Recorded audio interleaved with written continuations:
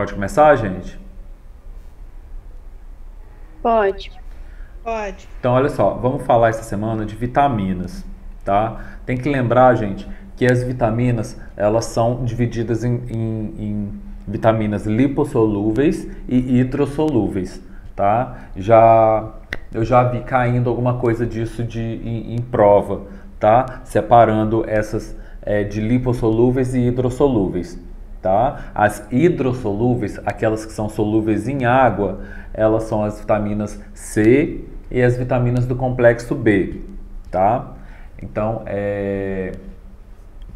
tem a vitamina P e a vitamina S também, mas elas geralmente nem caem. As principais são vitaminas C e as vitaminas do complexo B, são aquelas vitaminas que são solúveis em água.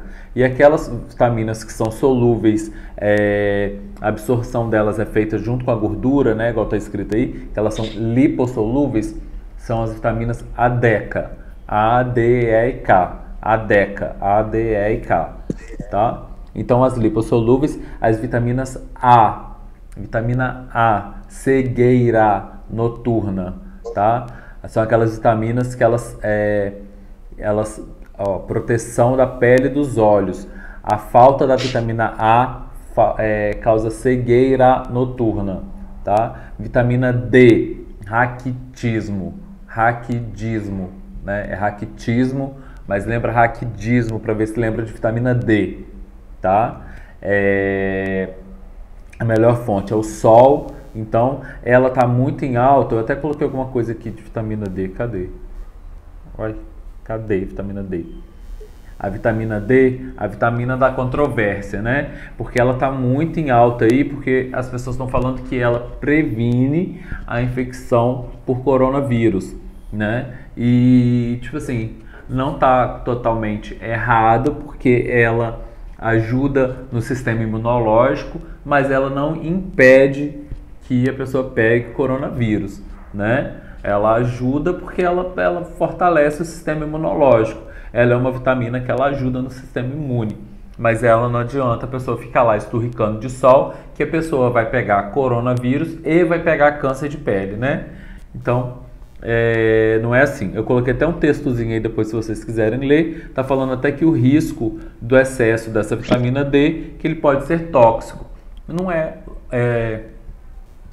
é o acúmulo de vitamina D, tipo pegando sol, né? 10, 15 minutos, não quer dizer que você pegar muito sol, você vai ter um excesso de vitamina D. Mas as pessoas, elas estão tomando comprimido de vitamina D, né? Com essa loucura de coronavírus, as pessoas estão se suplementando, comprando na farmácia vitamina D e tomando isso em excesso. E o excesso disso pode ser tóxico, né? Para o organismo. Então, tem estudos que falam que ela é boa ou que ela não é, mas a verdade é que ela ajuda a fortalecer o sistema imunológico. Então, é sempre bom, né? Você pegar de 10, 15, 20 minutinhos de sol aí, se você pegar na palma da mão já é suficiente para você ter aquela dosagem de vitamina D suficiente no seu corpo, tá? A vitamina D é um colesterol que a gente tem na pele, na nossa pele tem um colesterol que os raios do sol ativam esse colesterol, que ele vai para o fígado e ele é transformado em vitamina D, tá? Então já lembra que é colesterol, que é lipídio, lipossolúvel, já faz essa associação, tá? A vitamina E, coloca E de esterilidade, tá? Então vitamina A, cegueira noturna, vitamina D, raquitismo, vitamina E, esterilidade, então ela está relacionada com reprodução. A falta de vitamina E, ela causa esterilidade masculina, né? Então ela atua principalmente na reprodução. E a vitamina K de coagulação, tá? Então a vitamina K atua na coagulação do sangue. Então a falta dela vai causar hemorragia, né? Já que o sangue não vai coagular. Então a vitamina K, coagulação. Beleza, gente? Sim. Então tá bom. E as vitaminas, a vitamina C, vou falar da C primeiro, depois eu falo do complexo B. Então a vitamina C, ela atua na integridade da pele. A falta dela então causa escorbuto, né? Que é Lembra daquela doença dos piratas, quando nós falamos que os piratas chegavam, eles ficaram muito tempo, os piratas não, os navegantes lá, os navegadores, eles ficavam muito tempo sem vitamina C, né, no barco, que eles levavam só aqueles grãos, né, levavam arroz, enfim, nos navios e não levavam vitamina C. E eles começavam a sangrar as gengivas, a raiz do dente ficava exposta, começava a dar ferida na boca, porque a pele, né, ia perdendo a integridade da pele, então ia dando várias feridas. E quando eles chegaram nos lugares lá que era povoado pelos índios, os índios achavam que estavam chegando verdadeiros monstros, né? Verdadeiros monstros lá no navio. Aí deram para eles umas frutas mágicas, né? Que eram aquelas frutinhas vermelhas, sei lá, uma acerola rica em vitamina C, já que a principal fonte de vitamina C são frutas cítricas, né? Dava lá uma acerola e eles se curavam milagrosamente. Aí a gente brinca que eles então mataram todos os índios, roubaram as frutinhas e foram embora, né? Então a vitamina C causa essa doença escorbuto, tá? A vitamina C, lembra aí dos navegantes, escorbuto, acerola, fruta cítrica, tá? E tem as vitaminas do complexo B, as principais aí, B1, B2, B6, B9 e B12. A B9, gente, ela está relacionada com malformação do feto. A B9 também é chamada de ácido fólico. Lembra, gente, que até os 3 primeiros meses de gravidez, assim que a mulher descobre que está grávida, que ela vai lá fazer o pré-natal, a primeira coisa que o médico passa para ela, receita, é que ela tem que tomar ácido fólico até os 3 primeiros meses, porque é importante para poder fechar o crânio do bebê, né? A falta de vitamina B9 no corpo da mulher causa má formação do feto, porque o crânio, as fendas na hora de fechar o crânio, eles precisam de vitamina B9 para poder acabar esse desenvolvimento embrionário, né? Principalmente até o 3º mês de gravidez. Então, a vitamina B9, ácido fólico, má formação do feto, a mulher tem que tomar. Vitamina B1, ela causa doenças do sistema nervoso, né? Essa doença é chamada de beriberi. A B2, né, causa fotofobia, fissuras na pele, então também está relacionado com a integridade da pele. B6, anemia, convulsões, contrações involuntárias, então também está relacionado com o sistema nervoso. E a vitamina B12, que eu coloquei aí embaixo, que causa uma doença chamada de anemia perniciosa. Então ela vai participar do metabolismo de ácidos nucleicos, vai ativar ativa a divisão celular importante na formação das hemácias. Então a vitamina B12 está relacionada com a formação das hemácias. Como é a hemácia que carrega o sangue, né, que carrega o oxigênio no sangue, né, a hemácia faz parte da formação do sangue, né, dos componentes sanguíneos, carrega o oxigênio, a falta dessa vitamina vai fazer ter baixa quantidade de hemácia e nisso vai causar uma anemia, né? Que a anemia sempre está relacionado com esse transporte de oxigênio no corpo. Então, vai causar essa anemia chamada de anemia perniciosa, tá? Gente, vitamina, lembra, os principais alimentos que contêm vitamina é fígado e vegetais verdes escuros, né? Vegetais verdes escuros. Perguntou lá numa questão aberta do PISME, qual a principal fonte de vitamina não sei o que, tá com fígado, tá? Na dúvida, porque é muita coisa para guardar. Você não vai guardar que um é carne, verdura, fígado e peixe, a outra é carne, legume, fígado e peixe, a outra é carne, cenoura, não sei o que. É muita coisa para poder lembrar cada uma. Lógico que vitamina C, fruta cítrica, a vitamina A é cenoura, né? Aqui nem está escrito, ó. Leites derivados, gema do ovo, fígado, hortícolas. Mas a vitamina A cenoura é rica em vitamina A, né? Mas tá com o fígado lá, que já é 80% de chance de você acertar, tá? Então a vitamina da controvérsia, né? Proteínas. As proteínas, então, elas também são chamadas de polímeros, de aminoácidos, tá? Por quê? Porque a proteína é formada por vários pedacinhos de aminoácidos. Então, na verdade, o aminoácido ele é um monômero, né, que forma um polímero, tá? Então, se fala assim, a proteína é um polímero de aminoácido. Então, quer dizer que é formada de aminoácidos. Então, cada aminoácido vai ser um monômero, tá? Então, são monômeros de aminoácidos que formam um polímero. As proteínas, então, ela tem função estrutural, né, igual a queratina, que forma o cabelo e a unha. Ela também tem função hormonal, insulina, defesa, anticorpos, resistência a tecidos, que é o colágeno, actina e miosina, responsável pela contração muscular, hemoglobina e também as enzimas aí que vão acelerar reações químicas. Então, as principais fontes de proteínas aí vai ser carne, leite, ovos, né? O whey protein lá que a gente compra para poder tomar na academia. Então são os principais, peixe, né? Tá aqui deve ser uma latinha de atum, não sei o que é isso, sardinha, sei lá. Então carne, peixe, ovos, leite, tá? Isso tudo são fontes de proteínas. Então as proteínas são componentes orgânicos mais abundantes na matéria viva.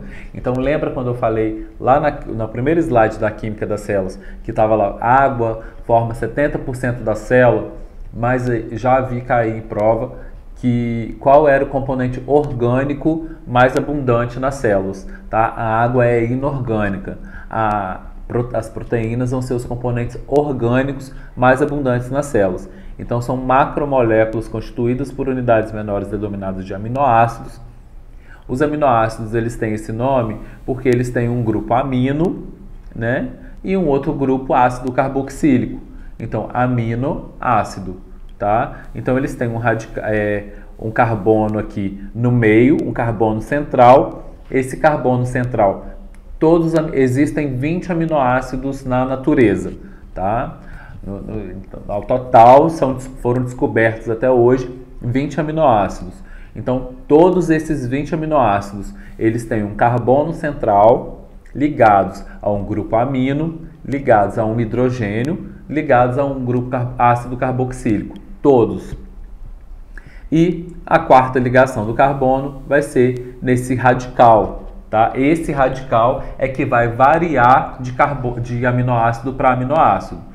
Tá? Então, o grupo amino, o hidrogênio e o grupo ácido carboxílico vai ser comum para todos os 20 aminoácidos. O que vai variar vai ser só essa cadeia R aí, que vai variar de aminoácido para aminoácido. E isso vai dar característica exclusiva para cada aminoácido. Essa cadeia R pode ter carga positiva, pode ter carga negativa, pode ser hidrofílico, hidrofóbico, tá? Pode ter...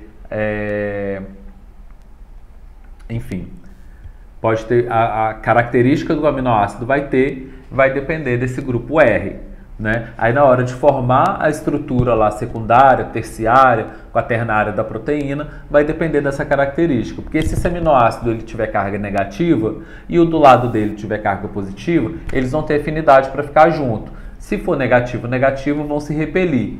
Né? Se tiver afinidade com água, ele vai ficar lá para fora da proteína exposto, né? Para todo mundo ver ele, porque ele vai estar cheio de água, beleza. Se ele for hidrofóbico, ele vai lá para o meio da proteína, né? Então isso vai moldar aquelas estruturas tridimensionais lá, terciária, quaternária da proteína, vai ser de acordo com a característica do aminoácido. Outra coisa que eu ia falar antes que eu esqueci, é que ele pode ser ácido, básico, né? Então essa cadeia dele pode ter uma característica mais ácida, mais básica. Então positivo, negativo, hidrofílico, hidrofóbico. Então esses aminoácidos eles vão se juntando para formar a proteína através de ligações chamadas de ligações peptídicas, né? Então os aminoácidos se ligam através de ligações peptídicas. Por que esse nome peptídica? Porque peptídeo é sinônimo de proteína. Na verdade, uma proteína com poucos aminoácidos é chamada de peptídeo, né? E uma proteína com muitos aminoácidos já recebe o nome de proteína. Mas se for um peptídeo pequenininho e você falar proteína, tá certo, é sinônimo, né? Agora, só não é se for uma proteína com 1000 aminoácidos, você falar que aquilo ali é um peptídeo, geralmente não é muito usual. Mas nem tem certo assim, a partir de quantos aminoácidos é proteína, a partir de quantos aminoácidos é peptídeo, né? Usa mais ou menos, sei lá, 100 aminoácidos é um peptídeo, mais de 100 é proteína, tá? Então essas ligações elas são chamadas, fórmula geral de aminoácido, os grupos amino e carboxila estão no carbono alfa. R é a cadeia lateral que diferencia os aminoácidos entre si. Então as proteínas, elas têm 4 estruturas, né? Primária, secundária, terciária e quaternária. A estrutura primária vão ser só os aminoácidos ligados pela ligação peptídica. Depois elas entram na estrutura secundária, que elas começam a formar uma hélice, né? Porque elas começam a fazer pontes de hidrogênio entre os aminoácidos, que elas começam a formar como se fossem umas hélices. Depois na estrutura terciária, elas vão se enrolando todinha. Aí elas vão se enrolando num enrolamento organizado, né? Elas não vão se enrolando de qualquer jeito. Isso vai de acordo com a característica de cada aminoácido. Então, igual eu falei, se é hidrofóbico já vai indo lá para o meio, se for hidrofílico já vai ficando para fora, se tiver uma região que ela é mais positiva, ela tem afinidade de ficar junto com outra que é mais negativa. Então isso vai da característica específica da proteína. Então ela vai se formando ali e forma essa estrutura terciária. E depois, algumas proteínas elas só chegam na estrutura terciária, ela já está pronta para funcionar. Mas algumas proteínas elas precisam da estrutura quaternária, que nada mais é do que várias estruturas terciárias juntas. Ali se ligam. Então eu tenho estrutura terciária, chega uma outra do lado dela, elas se juntam e elas precisam estar juntas para funcionar. Igual, por exemplo, a hemoglobina no sangue, elas são 4 estruturas terciárias, né? Então eu tenho 4 estruturas terciárias para ela poder funcionar. Ela só funciona se tiver essas 4 juntas. E essa estruturação toda das proteínas, elas podem se desfazer se elas não estiverem em condições legais para elas funcionarem, né? E quando elas desfazem essa estrutura quaternária, terciária, secundária... Oi? Oi? Alguém me chamou? Não, né? Eu acho que a Maria Eduarda ligou o microfone aí sem querer. Não, ele tá ligando sozinho agora. Ah, tá. Não tem problema não. Eu achei que tinha me falado. Tava com alguma dúvida. Gente, aí essa estrutura, ela pode se desfazer e quando desfaz, é chamada de desnaturação proteica. Tá? O que pode causar essa desnaturação? Temperatura muito alta. Na verdade, não é temperatura muito alta. É a temperatura fora daquela temperatura ideal da proteína. Tá? Porque eu tenho proteínas de bactérias termófilas que estão lá dentro de vulcões, lá dentro de fontes termais que estão a 100 graus e essa proteína ela vai funcionar a 100 graus, beleza. Mas uma proteína do meu corpo a 36,5, se eu coloco ela a 100 graus, ela desfaz todinha, né? A nossa proteína do cabelo, por exemplo, a menina que vai lá, coloca chapinha a não sei quantos graus, mais de 100 graus, vai acontecer o quê? Uma desnaturação proteica. Né? A proteína ela vai desnaturar, vai perder toda a configuração dela terciária, quaternária e o cabelo vai ficar lá lisinho, né? A gema do ovo, por exemplo, e a clara, quando a gente frita um ovo, a gente está fazendo desnaturação proteica. Ele muda toda a conformação dele lá e a gema, que era, né, praticamente líquida, a clara, ela se solidifica, porque ela perde a estrutura dela todinha, né? A mesma coisa acontece com pH, né? Com alguns componentes tóxicos, né? Exposta a calor, ácido, sais, álcool. Então, se você coloca muita química, né, naquela proteína, ela perde também a estrutura dela. Algumas proteínas, elas conseguem se voltar, né? Elas são resilientes, elas têm resiliência, elas conseguem voltar ao que ela era antes e continuar funcionando normalmente, né? Então eu tenho proteínas lá que elas desnaturam, depois se elas voltarem para condições dela ideais, as condições ideais dela, ela volta, continua funcionando como se nada tivesse acontecido. Agora tem proteínas que elas não têm essa característica de voltar, né? Igual, por exemplo, a clara do ovo. Depois que a gente frita ou que a gente cozinha um ovo, que ela se solidifica ali, se a gente volta com a temperatura ideal ali do ovo, ele não vai voltar a ser o mesmo que ele era antes. Ele não vai ficar cru, né? De novo. Beleza, gente? Então isso é desnaturação proteica. As enzimas, elas já são proteínas também, que elas têm uma função específica no corpo. Então, toda enzima é uma proteína. Nem toda proteína é enzima, tá? Mas toda enzima é uma proteína. Essas enzimas, então, são proteínas com função de catalisar uma reação química.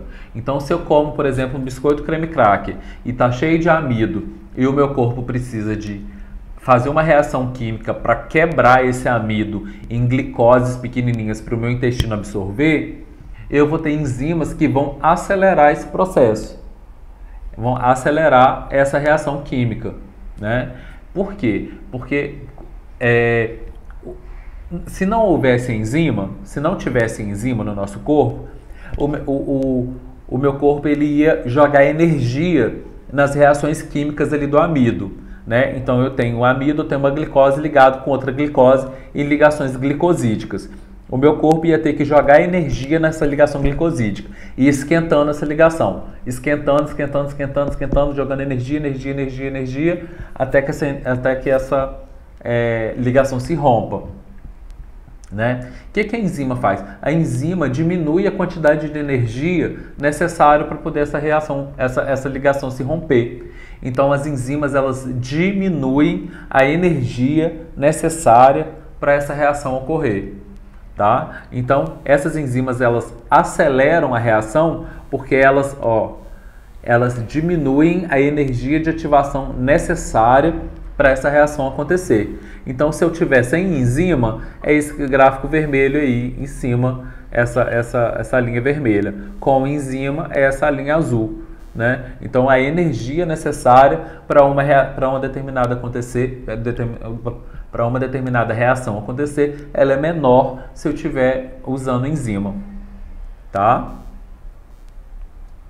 As enzimas, então, elas se ligam a um substrato, igual, por exemplo, eu falei, o amido, né? Então, existe uma enzima específica para cada substrato. Então, se eu quero quebrar o amido, não é qualquer enzima que vai quebrar esse amido. É uma enzima específica de amido. Como que ela chama? Amilase. Geralmente, a enzima termina com ase, né? Tem o nome ali de onde ela vai atuar e o finalzinho ase. Então, se é uma enzima que vai quebrar proteína, ela chama protease. Se é uma enzima que quebra DNA, ela chama DNase. Né? Agora eu tenho, por exemplo, pepsina, que não tem nada a ver com nada, né? Então, onde a enzima vai atuar é chamado de substrato. A enzima, ela é como se fosse um Pac-Man, né? Ela vai lá e ela encaixa ali e ela quebra, ela morde, ela come aquilo ali e solta e libera o produto, né? Só que ela tem uma boca específica para cada alimento ali, né? Vamos dizer assim, específico para cada aquilo ali. Esse espaço onde que a enzima vai encaixar no substrato é chamado de sítio ativo, tá? Então, o substrato vai se encaixar no sítio ativo da enzima e vai formar ali esse complexo enzima-substrato. Ela vai quebrar esse substrato ali, vai fazer a reação que tem que acontecer e depois vai liberar esse produto. Tá? É importante lembrar, gente, que a enzima, depois que ela faz essa reação, ela não é consumida, ela está pronta para poder agir de novo. Né? Ela acabou de fazer aquela reação, ela já vira para o lado, já procurando mais substrato para ela agir. Né? Então ela não é consumida durante a reação, ela está pronta para a próxima atividade. Tá? Fatores que afetam a atividade enzimática. Vai ser quase a mesma coisa que as proteínas, já que a enzima é proteína. Então, o pH... não sei o que. Temperatura. Então, a temperatura, ela vai atuar, ela vai ser um fator determinante na velocidade da reação da enzima. Né? Se eu tenho uma enzima que trabalha dentro do meu corpo, a temperatura ideal dela vai ser 36,5. Se eu pego essa enzima e coloco a 60 graus, ela não vai atuar, porque ela vai começar a desnaturar. Né? Se eu coloco ela muito abaixo, não vai atuar bem, porque ela não está na temperatura ideal. E qual que é a temperatura ideal da enzima? Cada enzima vai ter uma temperatura ideal, tá? Então eu tenho uma enzima que ela funciona otimamente bem a 40 graus. Eu já tenho outra que vai funcionar bem a 80 graus. Vai depender da enzima do organismo onde ela está. O pH também vai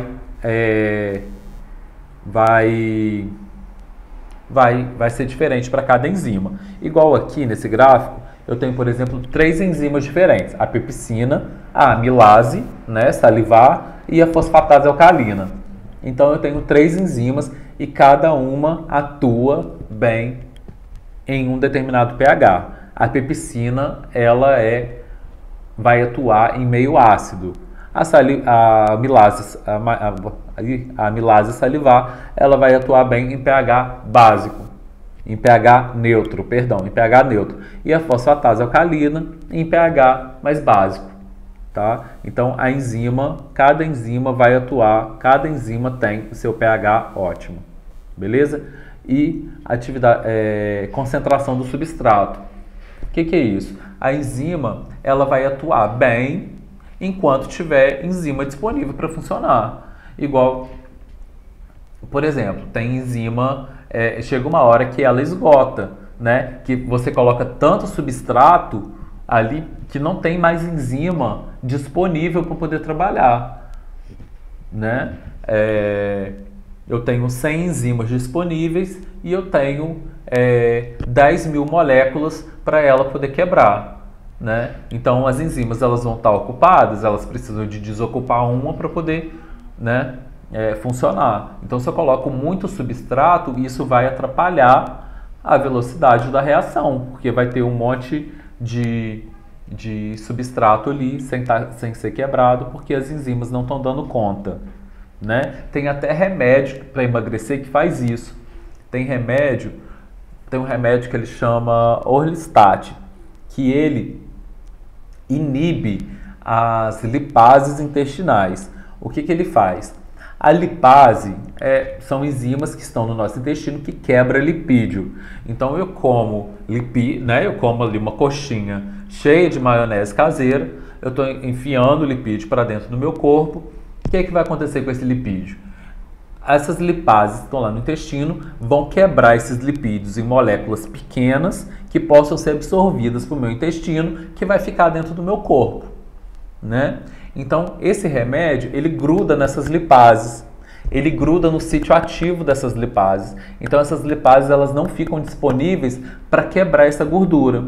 Então, se eu não quebro essa gordura que eu ingeri em pedaços menores, o meu intestino ele não consegue absorver para dentro do meu corpo. Então, do mesmo jeito que eu como, ela vai ser eliminada das minhas fezes, porque eu estou inibindo as minhas lipases intestinais. Tá? Conseguiram entender isso? Sim. Então, você come, mas o seu corpo ele não absorve aquela gordura, porque você está inibindo as enzimas que vão quebrar essa gordura para poder ser absorvido, tá? Então é mais ou menos isso que você está fazendo aqui. Ácidos nucleicos eu coloquei só um pouquinho slide para a gente poder lembrar. Então os ácidos nucleicos eles são DNA e RNA e ele é formado por nucleotídeos. Esses nucleotídeos, então, ele tem um grupo fosfato ligados a uma pentose, que é um açúcar, ligados a uma base nitrogenada. Então, a diferença do DNA para o RNA vão ser as bases nitrogenadas. Que no DNA eu tenho adenina, guanina, citosina e timina, e no RNA eu não tenho timina, eu tenho uracila no lugar. Essas bases também elas são divididas em bases púricas e bases pirimídicas. Púricas é sempre adenina e guanina. Lembra? Eu gosto de guardar bases púricas, é uma coisa pura. E quando eu lembro de coisa pura, eu lembro de água. Então, água, adenina, guanina. Então, toda vez que eu falo base púrica, eu estou falando de adenina e guanina. Citosina, timina e uracila vão ser bases pirimídicas, está relacionado com a estrutura química delas. E as bases púricas, elas têm 2 anéis aí, e as bases pirimídicas, elas vão ter um anel só. A diferença de DNA e RNA, que o RNA é fita simples, é as bases púricas adenina e guanina, que vai ser em comum para os dois, né? E as bases pirimídicas, uracila e citosina. E a pentose, o açúcar do RNA, é a ribose. E a função vai ser a síntese de proteínas e formação dos ribossomos. Já o DNA é uma fita dupla, as bases pirimídicas aí é timina e citosina, né? Não tem uracila. O açúcar do DNA é a desoxirribose e a principal função é armazenamento e transmissão de informações genéticas. Eu coloquei aí um exercício falando de as vitaminas são nutrientes importantes para a regulação do organismo, considerando que a deficiência de determinadas vitaminas pode causar doenças no ser humano, é correto afirmar que a carência de vitamina E é responsável pela anemia falciforme, vitamina C causa problemas de visão, como a cegueira noturna. Vitamina K pode provocar quadros hemorrágicos, já que participa da coagulação do sangue. Vitamina do complexo B pode causar o escorbuto. E vitamina A pode causar doenças como beriberi. Qual que é a resposta certa aí? Vocês conseguem ver rápido assim? A K? Vitamina K, responsável... Quem respondeu? Larissa? Camille. Camila, isso mesmo, vitamina K. A vitamina K está relacionada com coagulação, né? Anemia falciforme é uma doença genética, né? Não está relacionado. É caracterizado pela alteração na forma da hemácia, mas não está relacionado com vitamina E. A vitamina E é esterilidade, né? Está responsável pela reprodução. A vitamina C não está relacionado com a cegueira noturna. A cegueira noturna é vitamina A. Vitaminas do complexo B, não escorbuto, sangramento nas gengivas, vitamina C, né? E a vitamina A, beriberi, não, né? Aí outra de vitamina. As vitaminas são compostos orgânicos necessários em pequenas quantidades, sendo essenciais para a realização de muitos dos processos que ocorrem no nosso organismo. Várias doenças são causadas por uma deficiência em vitaminas. O escorbuto, o beriberi e a anemia perniciosa são doenças associadas a carências de quais vitaminas, respectivamente. Então, o escorbuto, que é aquela doença lá dos navegadores, né, que causa sangramento nas gengivas, deficiência de qual vitamina? C. C. Então, só pode ser a segunda ou a última aí, né? O beriberi, vocês lembram? B1? B1. Né? E a anemia perniciosa? B12. B12. Então, uma questão da UFJF aí, ó. Última questão. Beleza, gente?